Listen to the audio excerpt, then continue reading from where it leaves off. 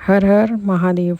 आप विशेष कामना के लिए इस उपाय को कर सकते हैं। जो शिवलिंग आपके घर पर हो उसे आप जल समर्पित करें, 1 लोटा जल, और उसे कौन सी दिशा पे खड़े होना है और कौन सी दिशा पे जल बहे ये आप इस वीडियो पर देखेंगे। और उस जल को आप अपने घर के किसी भी पेड़ पौधे पर डाल दें। हर हर महादेव।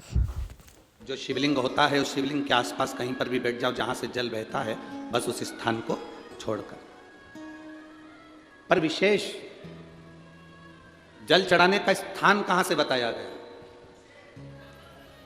उत्तर की ओर मुख कर हमें दक्षिण में बैठना है, उत्तर में मुख करना है। उत्तर की ओर भगवान शंकर की जलाधारी, जलाधारी से मतलब है जो शिव जी का चढ़ा हुआ पानी जो बहता है वो उत्तर की ओर जाता है।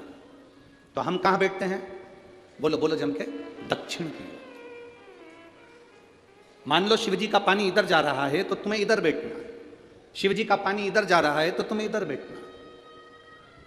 वैसे तो शंकर के शिवलिंग के आसपास कहीं पर भी बैठकर पूजन कर सकते हो, पर विशेष कोई कामना होती है, विशेष कोई मनोकामना है और आपका दुख जब कटता नहीं है, आप हार जाते हो, तब उस समय पर दक्षिण में बैठकर जहां उत्तर की ओर मुख कर कर भगवान देवाधिदेव महादेव को जल समर्पित किया जाता है।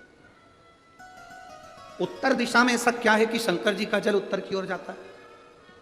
ये उत्तर और दक्षिण, ये 2 दिशा तो हमारे यहाँ बड़ी विचित्र मानी जाती है। हमारे यहाँ सबसे अच्छी दिशा, कोई मकान भी लेता है तो कहता है पूरा पश्चिम का मकान होना चाहिए।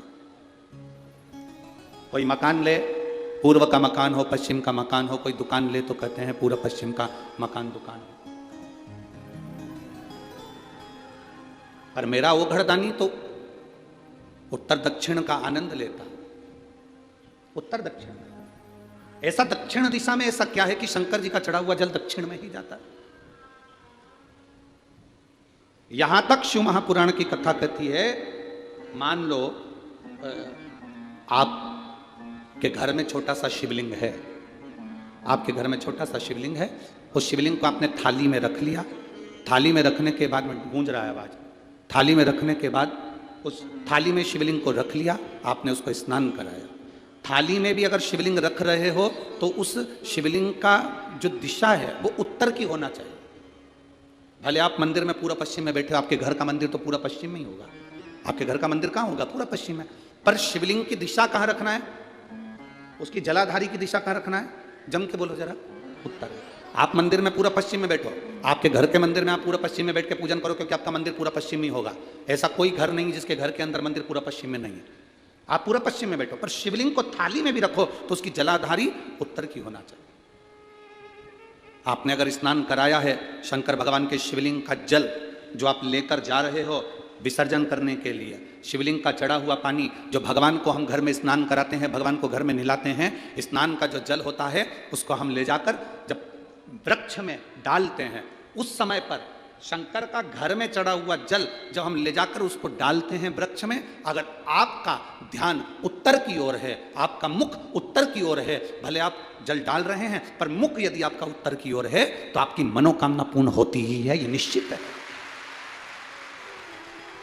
शिव जी का चढ़ा हुआ जल भले हमने अपने घर में स्नान कराया, भले हमने अपने घर में नहलाया, शिवलिंग को अपने घर में स्नान कराया, पर उसका जो जल नहलाने के बाद सब भगवान जब नहा लिए, अपने शिव जी को नहला लिया, वो जल रखा है, पूजन अर्चना सब हो गई, बाद में आप पूजन पे से उठे, उस जल को लेकर गए, आपने जो विसर्जन किया उस जल को आपने पेड़ पौधे में डाला, वो जल उत्तर, भले आपका वृक्ष कहीं पर भी हो पर आपका मुख उत्तर का है और आप उस जल को, शंकर के चढ़े हुए जल को आप पेड़ पौधे में डाल रहे हैं, मतलब आपकी राहें खुल जाएगी और मंजिल तक आप पहुंचोगे जरूर, ये निश्चित,